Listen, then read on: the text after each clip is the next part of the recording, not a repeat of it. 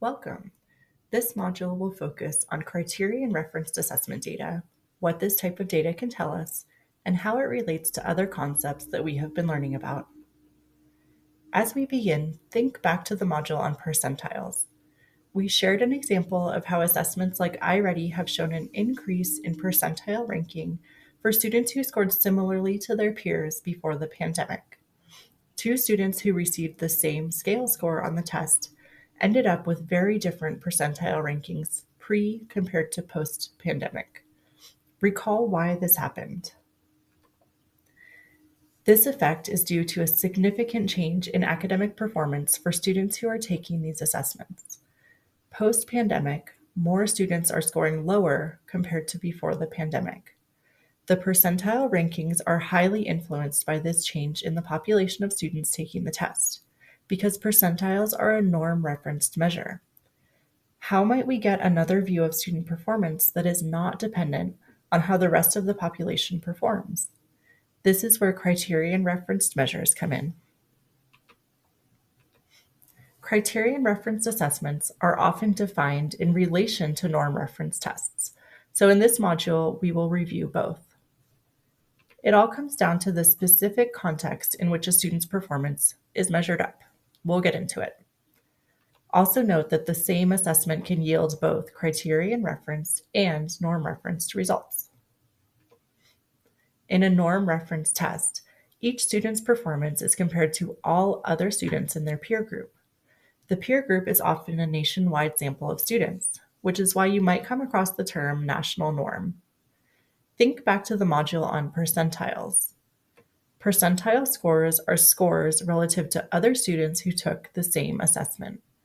Percentiles are a norm-referenced measure.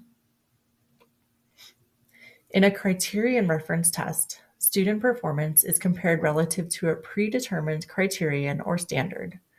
The criterion might be set by the test vendor, by the state, or even by the district. It is the benchmark against which all students are measured.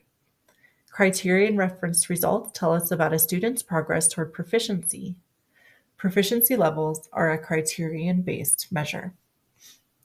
If you see language like this in a student's test results, did not yet meet, approached proficiency, met standard, below basic, above grade level, you are dealing with a criterion-based measure. The criterion in criterion-referenced could be a state benchmark, a learning goal, or a predetermined standard. Often specific cut scores are used to define the different categories of proficiency levels. These cut scores are also predetermined, and you might be wondering who sets the criteria and cut scores. It depends on the test, but high-quality assessments are often developed with the help of expert panels, including teachers, who help set the standard of what students should know and be able to do at the time of testing. So let's look at an example. Let's say students in this class took a criterion-referenced assessment at the beginning of the year. The criterion for proficiency on this test has been set as a cut score of 600. The student highlighted in green scored above the cut score and is proficient. Now let's look at the same student taking this assessment in the middle of the year. We can see our student, highlighted in green, again scored above the cut score and is still considered proficient. However, notice that this student didn't make very much growth compared to the beginning of the year. And also notice that many classmates demonstrated relatively more growth from beginning to middle of year.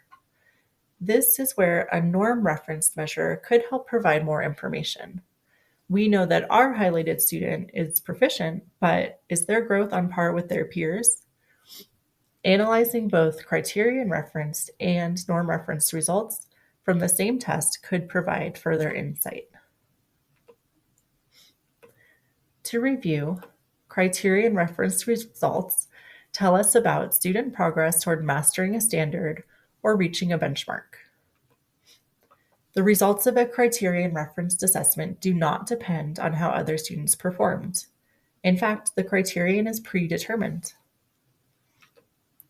Criterion-referenced results help by providing evidence of proficiency as one data point, but we still ideally want to look at a body of evidence. In conclusion, criterion-referenced assessments and the results can provide insight into what students know and are able to do in relation to a predetermined standard. As with any test, a criterion-referenced result offers one piece of information and should be considered as part of a body of evidence.